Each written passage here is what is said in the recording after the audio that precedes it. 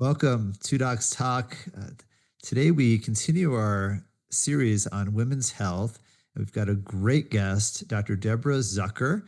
She's a naturopathic doctor who focuses on women's health, stress, and mind-body relationship. And she has a book called The Vitality Map, which focuses on these topics. We had a really nice conversation with her a few minutes ago, and that'll be upcoming in this episode. Yes, I think today's in our society, the role of the female as mothers and nurturing for the children, as well as taking care of their home, as well as now today with working expectation, is overwhelming. How this can build up on their daily life, and sometimes they feel alone. Sometimes they feel that they need recognition of what they do, as well as find a pathway that is both family as well as maybe spiritual, as well as medical attention to have a quality life. Thanks, Abbas. As always, if you like our podcast, hit the like, and if you haven't already, please subscribe and just keep spreading the word about our podcast and what we're trying to do here. So without further ado, here's our interview with Dr. Deborah Zucker. Welcome, Deborah. It's so great to have you on Two Docs Talk. And could you tell us a little bit about yourself? Sure. Thanks for having me. I live in Bellingham, Washington. My training is as a naturopathic physician, mental health counselor, and coach. And I'm the award-winning author of the book, The Vitality Map. And I have a new companion book coming out later this month, The Vitality Journal. Fantastic. So can you tell us about what you started, what made you interested to naturopathic and going to this field of medicine? Yes, it began in my early 20s when I had my own health crisis. I spiraled down into a deep chronic fatigue, depression, a lot of other symptoms that at the time were very mysterious, and that led me on my own healing journey. And I found myself not completely satisfied with some of just the mainstream diagnoses. It felt like there was a deeper answer for me to discover there, a deeper exploration. And so as I entered into that, it started at the physical level of exploring all the symptoms and then dropped into more of the mental, emotional, and spiritual. And that own inquiry, has continued over the years and been sort of a parallel journey, and also informs the work that I offer to others and the perspectives I offer. So and that drew me, to the calling, to help to support others in their healing crises and their journeys and their deep life transitions that they're navigating, and to discover, what was missing from the conversation. As I went through my naturopathic medical training, as I went through the mental health counseling, just continuing to ask, like, what's missing? What are some of the basic life skills or vitality fundamentals that we're not taught? Or the perspectives that maybe need more attention to support people in caring for themselves in a way that really honors their own vitality and well-being. What was your conclusion? What were some of the questions that were not answered by, you know, um, you know, doctors that you visit in your 20s? What were the missing puzzle that drive you to go to this path? Yes. Well, I discovered them over time, a bit through trial and error, and finding, as I tried out different protocols, and watching what worked and what didn't work for me. And I actually distilled them down to the 9 keys to deep vitality that are in both of my books. And so, I could list them here, or I could just touch into a few. I'm not sure, what would best serve our conversation today, but again, I consider these to be some vitality fundamentals. Which ones were helpful for you, or was it all nine, or was there for your healing journey in your 20s? It sounds like it was a multi-year learning process, and then it kind of amalgamated in this series of this map that you created. But it sounds like it was kind of pieced together one by one. Yes, yeah. Well, all of them were helpful, and pivotal, in this moment when I think to one of the ones that was maybe the most pivotal and missing from the conversation. Well, I'll highlight two right now. One is the first key, which is honoring your unique life.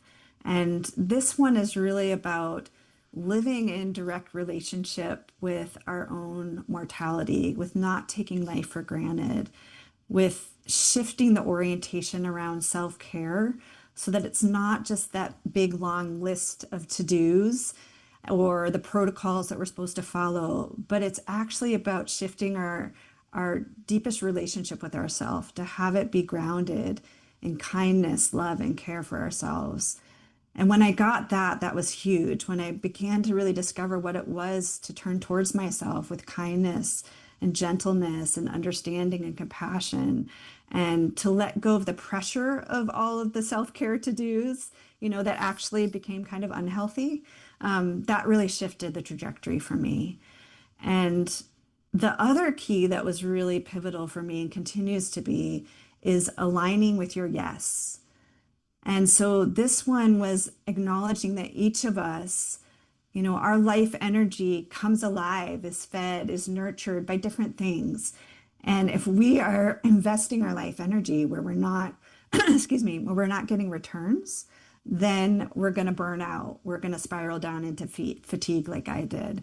And it's different for each of us. And to really have the courage to tune in to what is that? What is aligned for me? From the little choices every day to the bigger things of what's the work that I'm invested in? What are the relationships that I spend time in, and where am I living? Just all those different aspects that add up to feeling like we're being nourished and we are right here doing what we're supposed to be doing and honoring, who we uniquely are.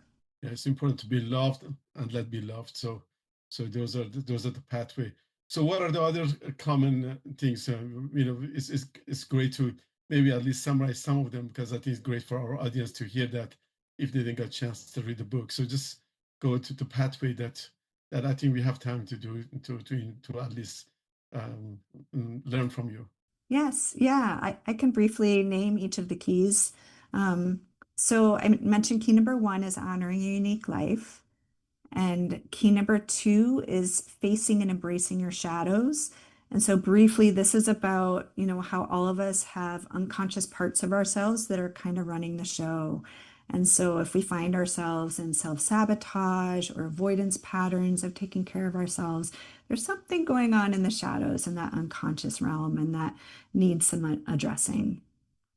The third key is strengthening your self-awareness muscles. And so this is acknowledging, again, kind of basic life skills that most of us weren't taught, of how to actually heed the feedback that is there for us all the time, letting us know what nourishes our vitality and well-being and what does not. And being able to learn that language, because it is like learning a language. And many of us interpret the symptoms in ways that actually isn't accurate to what our body is trying to communicate to us. And the fourth is cultivating resilience.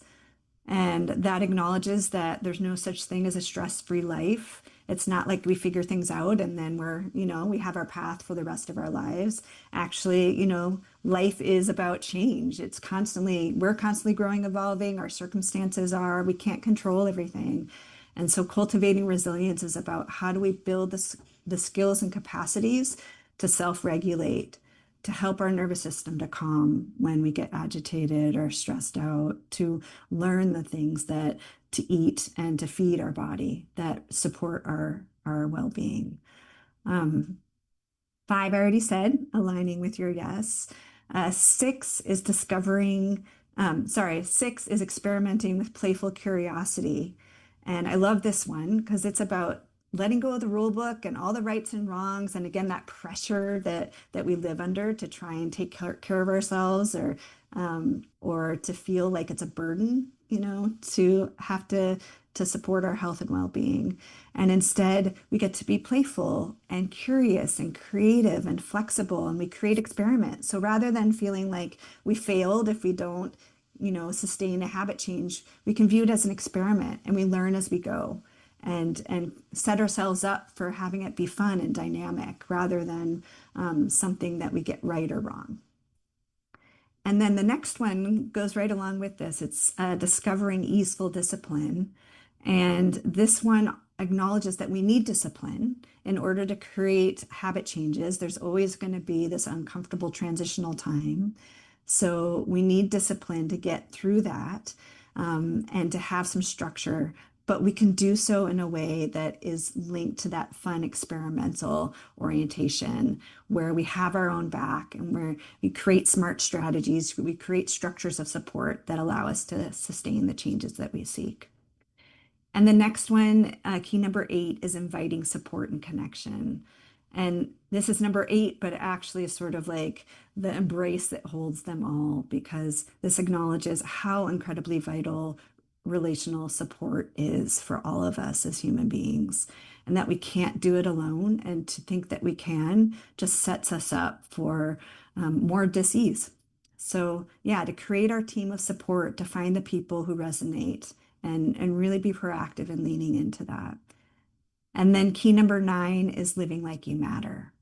And this, again, kind of brings it full circle where we're honoring our unique life and we live like we matter. So no longer are we sacrificing ourselves to serve others, to show up for others and feel like, what about me?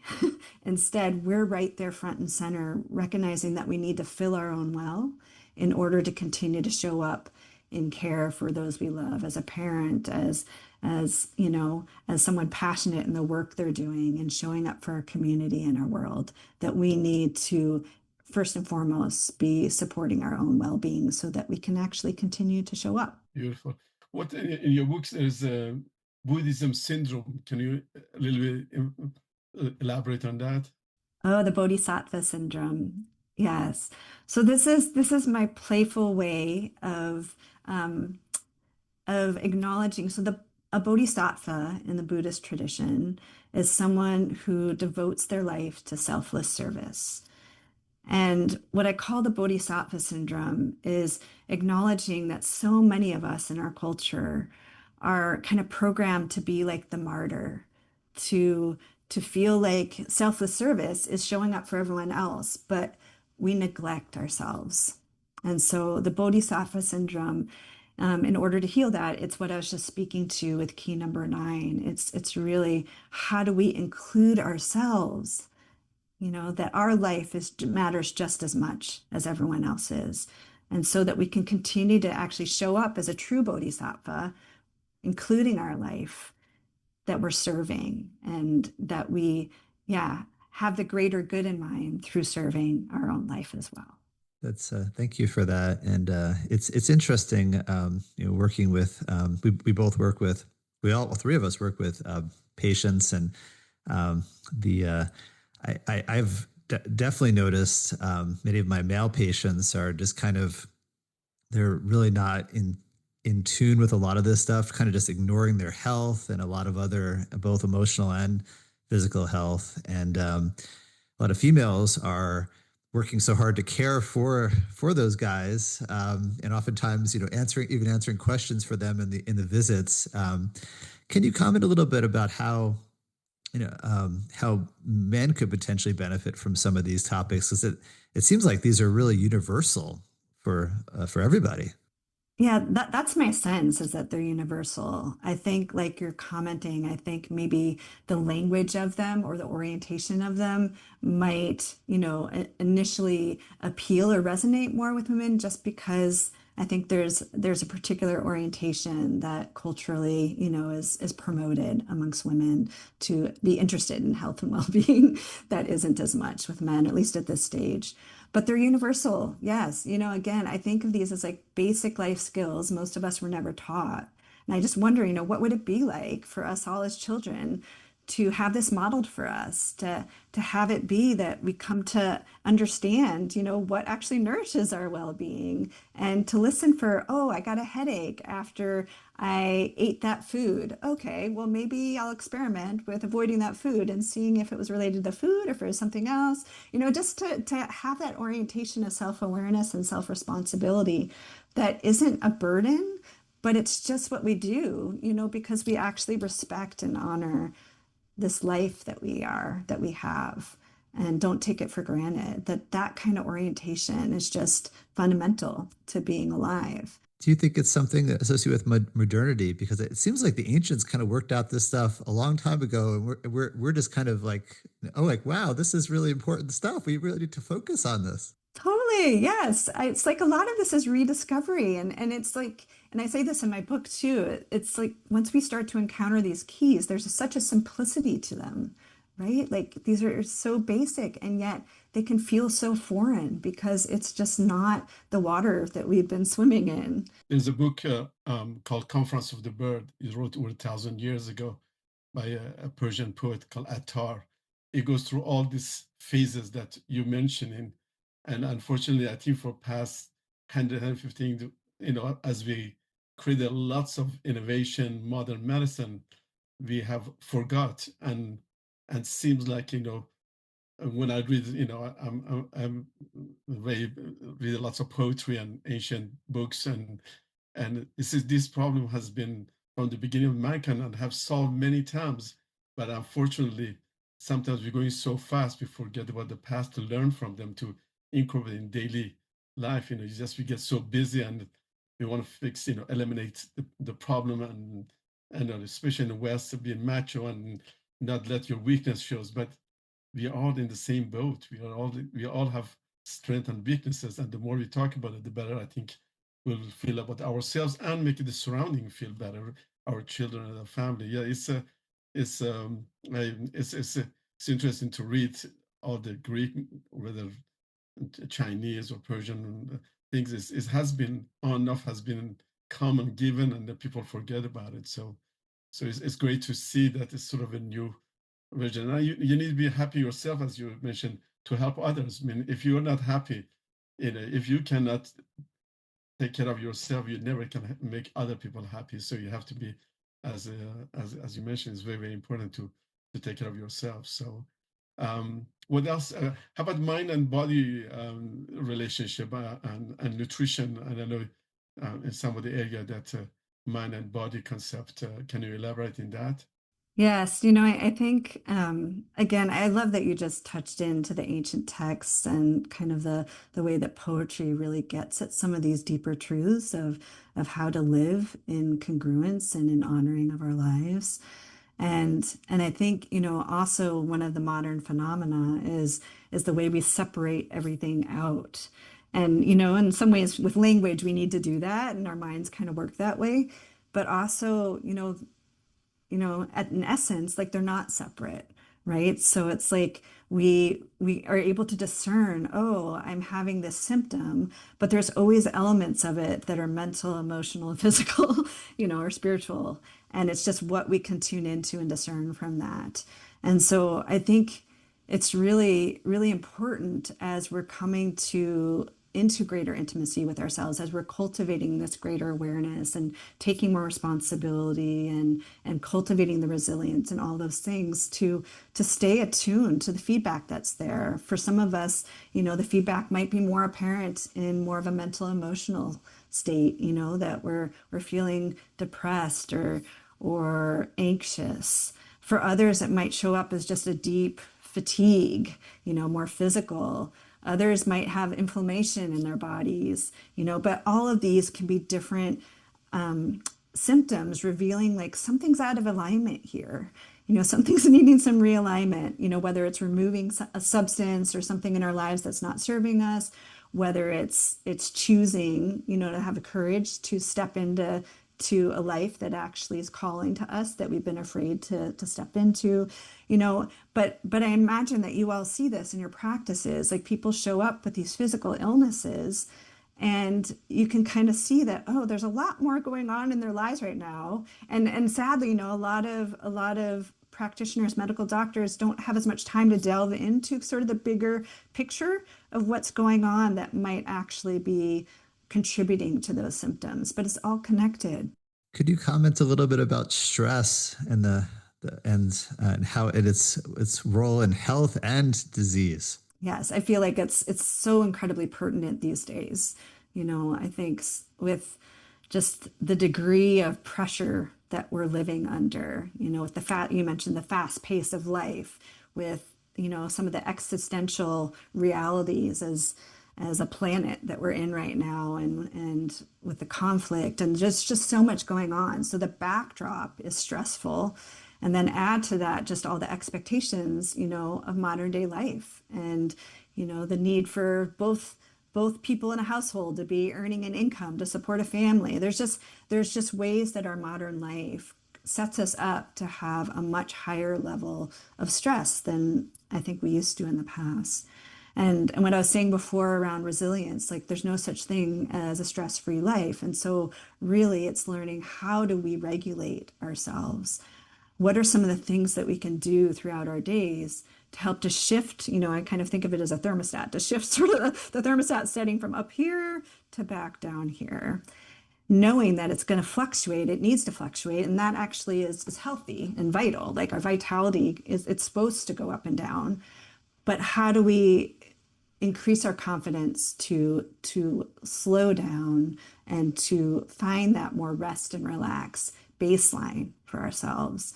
And I always like to just recognize, like, it's not about like needing to carve out a huge chunk of time in our day, to get to that yoga class or meditation, but those things are helpful, or to exercise. There's so many things that are helpful, but how do we do it throughout our days?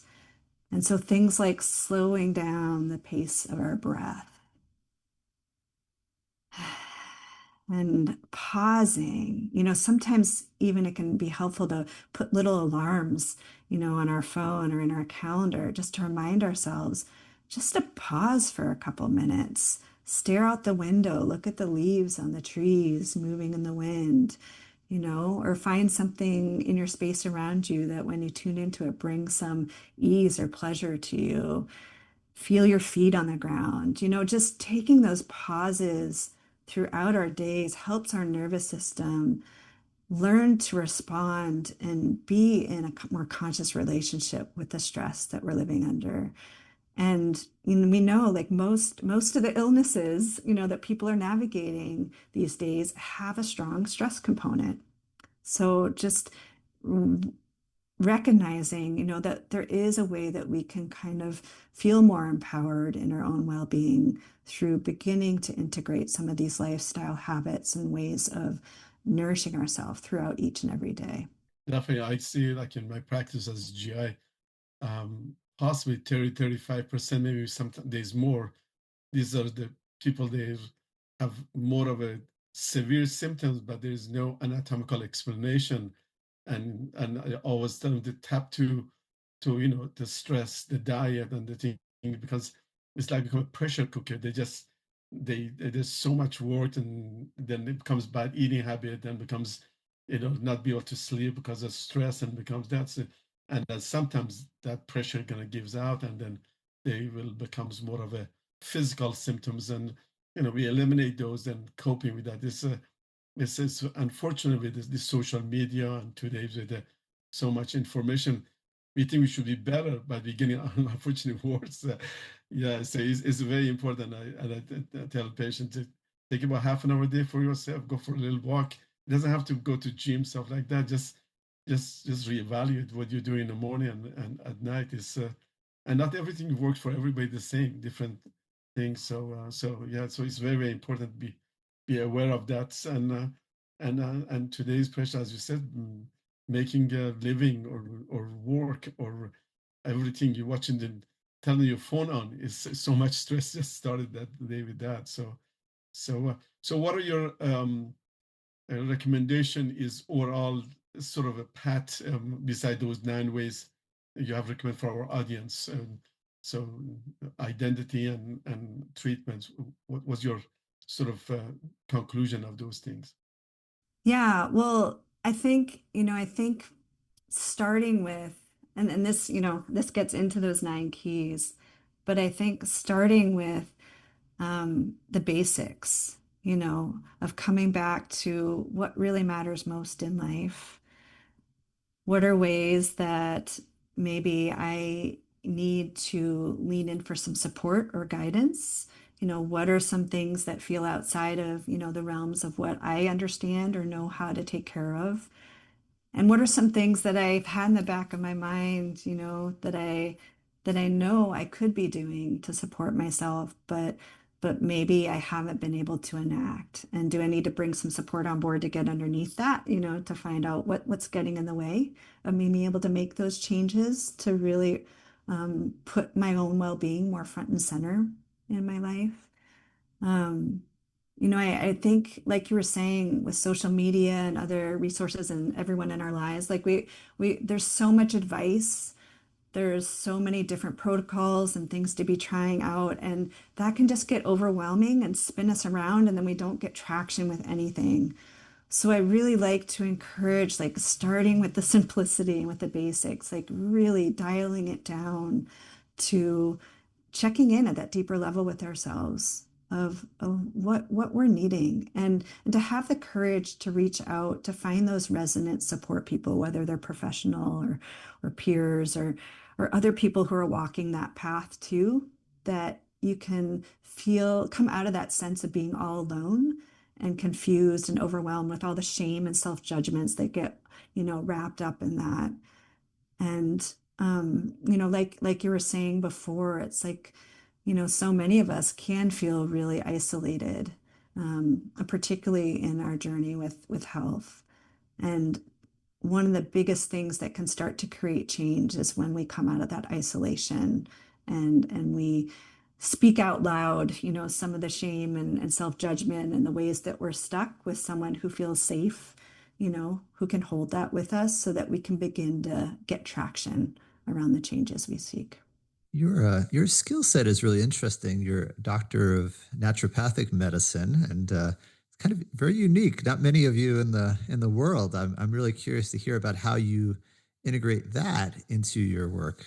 Yes, yeah, and I would say I'm a bit of a different kind of naturopathic doctor than most. Most naturopathic doctors do kind of a holistic primary care medicine.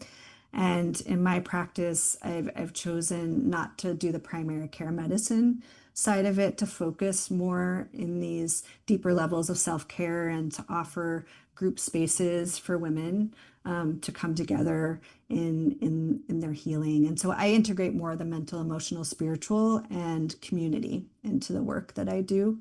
But that backdrop in naturopathic medicine, feels really important because it gave me such a strong foundation in understanding the whole body and the different influences and touching into, like you were saying before, some of the older wisdom that has gotten lost, and to bring it back and to weave that into my own learning. So really grateful for the mix of the mental health counseling and the naturopathic medicine and how that informs my work. Yeah, I see many of my patients that they look for a medicine or a supplement. They think that's will cure all the things. So, but a lot of stuff it's self-awareness, and I think a good nutrition and good mental support and talking. I think the one of the question I was trying to address is recognizing that you're not alone and asking the question, and that's I think one of the biggest thing that people feel either shameful or feel like that no, this is happening to me alone,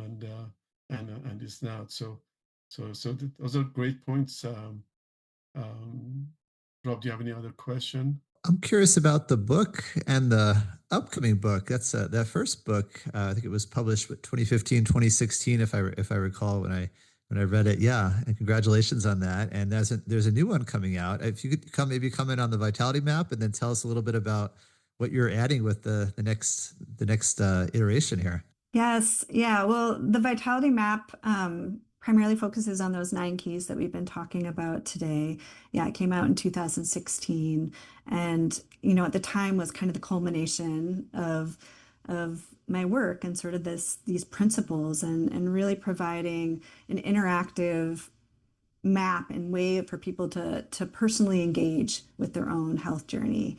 And this upcoming book, I actually have it sitting right here because it's coming out very soon, the Vitality Journal, is a companion to that. So it goes through the same 9 keys, but it dives right into inquiry prompts and practices, and you can write right in the book and really go into your own personal journey in a proactive way so that you don't need any other resources right then. You can just dive right in and really engage with the deeper process of these 9 keys that we've been talking about today, and to have it work for you.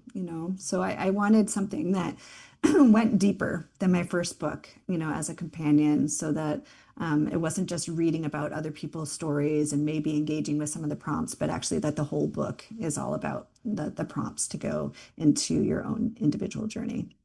Yeah, thank you for doing that, and I think also for for folks on a budget, this can really provide a great introduction and framework. It's probably not the only resource someone in and of itself, but it's a great starting point. And for the cost of a book, you can have really deep start out and delve deep into these things. Also find support groups and whatnot, other resources that are not costly or free, and be able to do this. It's wonderful that you did that. So how's our audience can find you? What's the best way in case somebody want to stay in contact or to get a hold of you? Yes. Well, my website is vitalmedicine.com.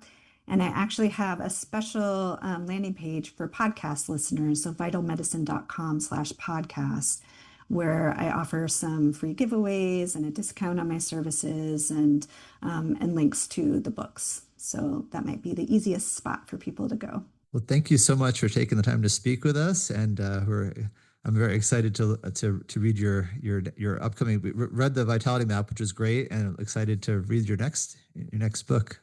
Mm, thank you both. I really enjoyed this conversation with you. Thanks for your time. Sorry, I have a cat in the frame here. My apologies. Thank you.